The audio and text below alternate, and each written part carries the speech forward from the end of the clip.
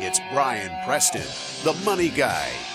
All right, so let's start sort of at the very beginning. Let's talk about folks in their 20s. These are the folks who are at the very beginning of their career, very early onset.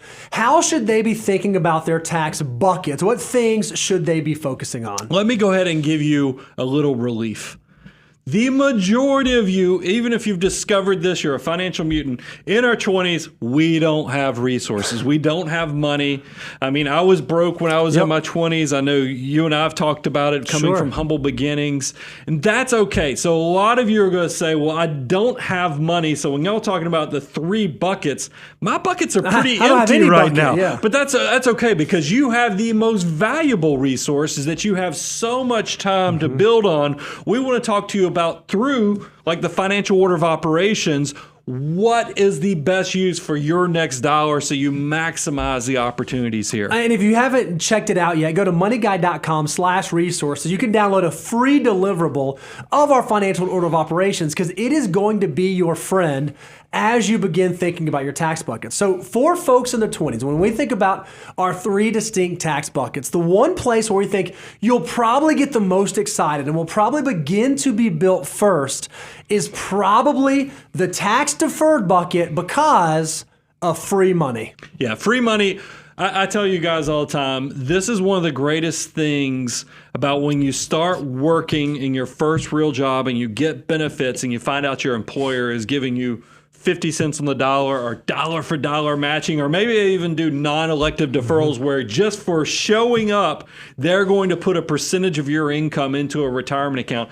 That's all free money. We always want you to maximize that, because especially if there's like a matching formula, think about it, if it's 50 cents on the dollar, that is a guaranteed 50% rate of return. If it's dollar for dollar, guaranteed 100% rate of return. There's nothing else out there like that. So you have to maximize those returns. So that's why, and here's the reality of why this is tax deferred.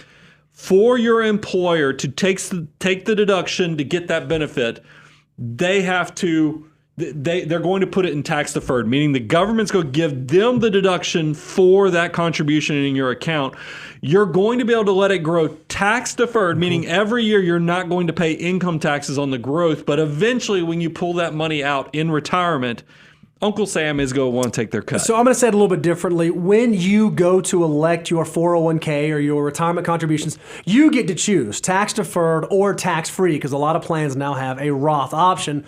The employer money always goes into that tax deferred bucket. So naturally, even if you're doing Roth contributions, you're going to get some tax deferred dollars being built up when you're in your 20s. So more than likely, your employer portion for sure will be tax deferred. Now let's talk about what's exciting to me is that second bucket, the tax free. That's right. This is most often when we think about tax free assets, we think about a Roth IRA. And for most young folks, this is the area that I always tell them, when you're going to start your wealth building journey, when you're going to start building towards financial independence, a Roth IRA is probably the single best place for you to start. But tell us, because a lot of people have curiosity, what makes Roth so great? Yeah, so there's a number of benefits that come with a Roth. I mean, obviously, when you put money into a Roth, you're not getting a tax deduction on the front end, but there are a plethora of benefits that you get while you have the Roth. Here's one of them. No required minimum distributions. When you get to age 72 and you have 401ks or IRAs or 457s,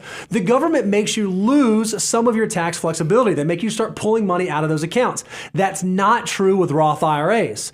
Another great benefit of Roth IRAs is a lot of providers have really low cost plans where you can open an account, no fees, you can buy very low cost index funds and pay low internal expenses. So it's a very cost effective way to build up your wealth.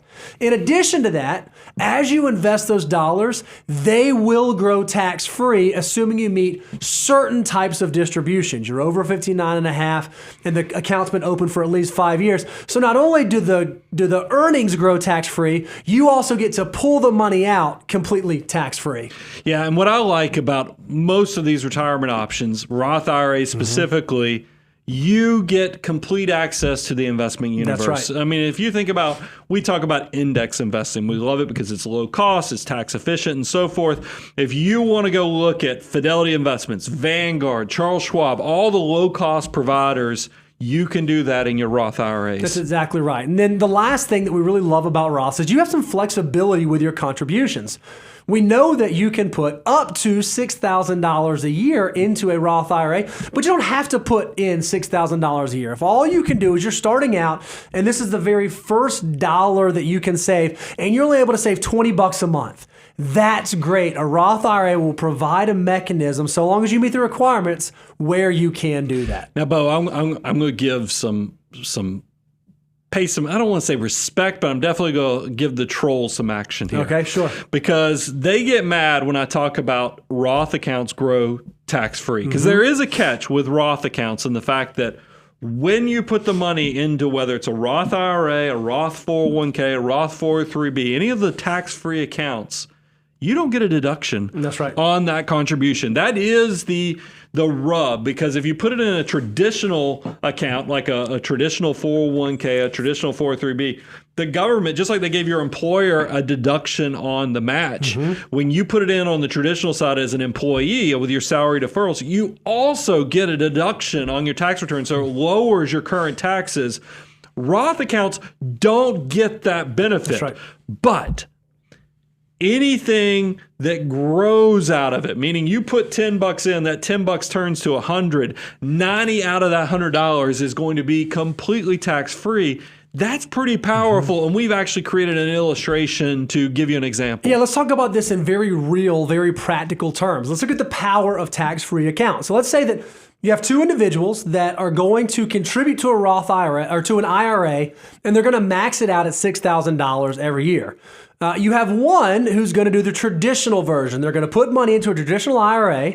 They're going to get a tax deduction. We're going to assume in our illustration that they spend that tax savings. So they're not going to be disciplined and save that. They're going to take that tax deduction. They're going to spend the tax savings. And then we have another individual who's going to invest $6,000 in Roth. So one's putting $6,000 in traditional. One is putting $6,000 in a Roth. So that way we're comparing apples to apples in terms of dollar invested. Well, if they can earn 8% over the next 40 years in these accounts, at the end of that time period, after 40 years, they would both have portfolios of $1,745,504. Yeah, that's linear math. That's they're linear math. equal exactly the same amount. Now, you said something key, and I think it's worth repeating, Sure. keeping people at bay. The person that funded the Roth, even though they're funding after tax, in a way, they are funding more Sure. because the traditional might have gotten a tax That's right. benefit. The Roth did not. So there is something that puts the hand on the scale. But that tax-free growth, when you see the multiplier effect, there's a reason I have this on my koozie. That $1 can become $88 if you're given enough time. Wait until you see what that looks like when it's completely tax-free. So at the end of their investing journey, when they go to pull out the money, the Roth contributor who had grown their portfolio to $1.7 million, their portfolio is actually worth $1.7 million. But if we assume a tax rate of 25%, when the person in the traditional IRA built $1.7 million and they get to pull that out, it's actually only worth about $1.3 million. Roth Rachel, or the Roth contributor, actually had $400,000 more in spendable dollars at retirement, which is pretty powerful. So remember, we're talking about 20-somethings right now. Guys, I know if you're in your 20s, you're not earning your peak dollars yet. That's going to come to in your late 40s, early 50s. I get it. You're thinking every dollar needs to go towards lifestyle or just paying the mortgage or paying the rent. I want you to squeeze, just do something, because every dollar with that multiplier effect is so powerful. We've talked about Roth IRAs and Roth accounts with your employer. There is another account that grows tax-free. Yeah, this is a health savings account. If you've heard us talk about it, you've heard us mention before, it is one of the most exciting, most powerful vehicles in the entire investment universe, because most often it is triple tax advantage. Well, I feel like, because I loved on Roth accounts a lot. Yeah, sure. Because you know, I get excited. I want 20-somethings especially to get excited about that tax-free growth opportunity. But there was a flaw with Roth IRAs in the fact that you do not get a tax deduction on the initial contribution. It's only the growth long-term that's truly growing tax-free. HSAs, because they are triple tax advantage, correct that problem? Yep. So there are a few benefits. Now, first of all, unfortunately, HSAs are not available to everyone. You do have to be participating in a high deductible health plan to be eligible to contribute to an HSA. So assuming your health insurance satisfies that requirement and you can open up a health savings account, here are the benefits. Brian already mentioned this. You get a tax deduction on the contributions you put in, no matter your income. So if you make $1 million a year, you put money into an HSA, you get a tax deduction on that contribution. You can then invest those dollars if you so choose, and those assets grow tax deferred. You don't have to pay taxes while they're growing in the account. And then later on, when you decide to pull that money out, if you use the distributions for qualified medical expenses, they are completely tax-free.